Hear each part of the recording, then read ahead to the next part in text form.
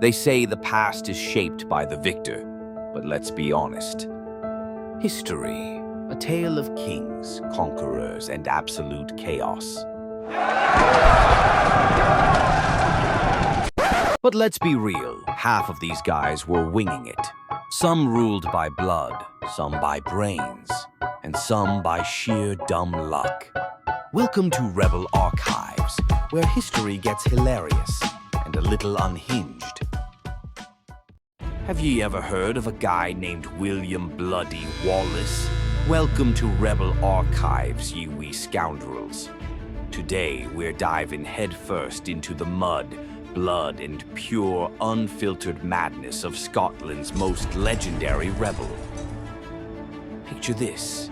Late 1200s, Scotland's getting stomped under the polished boots of England's King Edward Longshanks, a lanky git who thought diplomacy meant steal their land and tax their kilts off. But then, out of the highlands comes Wallace, 6'7" of pure hairy vengeance, swinging a sword bigger than your mum's laundry pole. They say it all kicked off when the English killed his wife, or maybe his girlfriend, depends who's telling the tale. Either way, Wallace didn't send flowers. Nah, he sent heads, English ones, rolling down hills like a medieval bowling league. That's how you say I'm pissed in 1297. The Battle of Stirling Bridge. He turned that into a masterclass of badassery. The English pranced in with their fancy armor and their superior tactics, but Wallace was like, hold my ale. He lured 'em onto a bridge narrower than a sheep's brain, then crushed 'em like a haggis at a calid. Outnumbered? Aye. Outsmarted? Never. And don't get me started on Falkirk. All right, fine. He lost that one.